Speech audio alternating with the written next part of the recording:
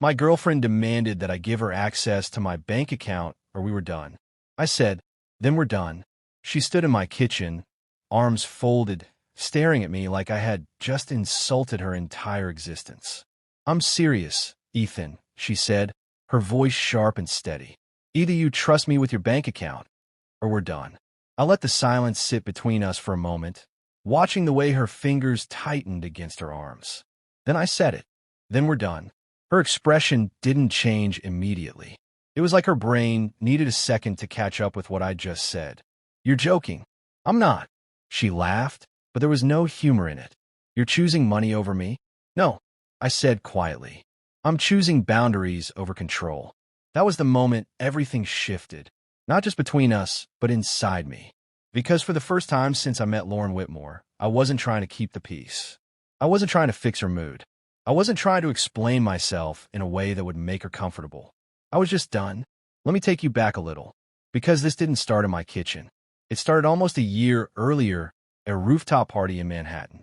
Lauren Whitmore walked into that room like she owned it. And in a way, she kind of did. Her father was a partner at a major investment firm. She worked in marketing for a luxury brand.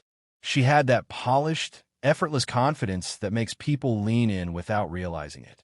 When she introduced herself, she looked me directly in the eye. Ethan Caldwell, I said. Nice to meet you. Nice to meet you too, she replied, like she meant it. And for a while, everything felt easy. We went to dinners in Soho, weekend trips to the Hamptons, late-night conversations that made me feel like I'd found someone who actually understood me. She was smart, driven, ambitious, and in the beginning, she admired those same things in me. But slowly, almost imperceptibly, things began to change. It started with small comments. You're still using that old car? You don't think it's time to upgrade your apartment? Ethan, you have potential. You just need to think bigger. At first, I brushed it off. I told myself she was just trying to help, encourage me, push me to be better. But then came the questions about money. How much do you have saved? Where are you investing? Do you have multiple accounts or just one? They were framed casually, almost playfully, but there was always something underneath, something calculating. I remember the first time it made me uncomfortable. We were having dinner at her place in Tribeca. She poured herself a glass of wine and leaned back in her chair. You know, she said, in serious relationships, people are usually transparent about finances. I nodded slowly. Sure. So why are you so private about yours? I paused. Because it's personal. She smiled, but didn't reach her eyes. Or because you don't trust me? That word, trust. She used it like a weapon. Like if I didn't comply, it meant I was the one doing something wrong. Let me ask you something. If someone you loved kept pushing you to reveal something deeply personal, would you see it as closeness or control? Because at the time, I wasn't sure anymore. Things escalated after that. She started bringing it up more often, sometimes casually, sometimes during arguments. You're hiding things from me. You don't treat me like a partner. Do you even see a future with me? Every conversation seemed to circle back to the same point. My finances, my accounts, my boundaries. And every time I resisted, she pushed harder, until eventually it stopped feeling like a conversation and started feeling like a test. Then came a night that changed everything. We were at a dinner party at her friend Margot Thornton's place. It was one of those perfectly curated evenings. Wine pairings, soft jazz in the background, people laughing just a little too loudly. At some point, the conversation shifted to relationships, shared responsibilities, financial transparency. Margot mentioned how she and her husband had full access to each other's accounts. Lauren glanced at me, just for a second, but it was enough. And that's how it should be, Lauren said. If you're building a life together, there shouldn't be secrets. I felt every eye at the table shift toward me. Subtle, but noticeable. I forced a smile. Depends on the couple. Lauren tilted her head. Or, depends on what someone is hiding. The table went quiet. Not completely, but enough. Enough for the tension to settle in the air. I didn't respond. I just took a sip of my drink and let the conversation move on. But inside, something snapped. Not loudly, not dramatically, just a quiet realization. This wasn't about trust anymore. This was about power. and she wanted it. A week later, she gave me the ultimatum. Right there in my kitchen. Full access, she said. Or we're done. And now you know what I said. Then we're done.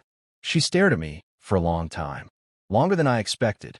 Like she was waiting for me to take it back. To apologize. To fold. But I didn't. Finally, she grabbed her bag. You're going to regret this, she said. And then she walked out. Just like that. No dramatic scene. No tears. Just a door closing behind her. The silence that followed felt strange. Not empty. Not heavy. Just still. And for the first time in months, I felt like I could breathe. Days passed. Then a week. Then two. No messages. No calls. Nothing. I started to think that was it. That the story had ended right there in my kitchen. But it hadn't. Because 3 weeks later, I got a call from a number I didn't recognize. Ethan Caldwell. Yes. This is Daniel Reeves from Whitmore and Associates. My stomach tightened. That's Lauren's father's firm, right? Yes. I need to ask you a few questions regarding Lauren Whitmore. That's when everything took a turn I never saw coming. Is she okay? I asked. There was a pause. She's currently under internal investigation. The words didn't register at first. Investigation for what? Financial misconduct. I leaned against the counter, trying to process what he was saying. She has been accessing accounts and moving funds without proper authorization. My mind went back instantly. Her questions. Her pressure. The ultimatum. Why are you calling me? We have reason to believe she may have attempted similar access in her personal relationships. A cold chill ran through me. She asked for access to my bank account, I said slowly. There was another pause. That aligns with what we're seeing. In that moment, everything made sense. Not just the ultimatum, not just the pressure, but the pattern, the intent. She didn't want trust. She wanted access, control, opportunity, and I had almost given it to her. Let me ask you something again. If I had said yes that night, if I had handed over that access just to keep the relationship, what do you think would have happened? Because I don't think I would have just lost money. I think I would have lost something much harder to get back. Myself. The investigation unfolded over the next few months. I stayed out of it for the most part, answered a few questions, provided what little context I had, and then moved on. Or at least I tried to. But every now and then, I'd think about that moment in my kitchen. How close I came to making a different choice. How easy it would have been to say yes. To avoid conflict. To keep her. And how everything would have changed if I had. The truth is, walking away didn't feel like winning at the time. It felt like loss. Like failure. Like I had just thrown away something important. But now, I see it differently. Because sometimes, the strongest thing you can do is say no. Even when it costs you someone you thought you loved.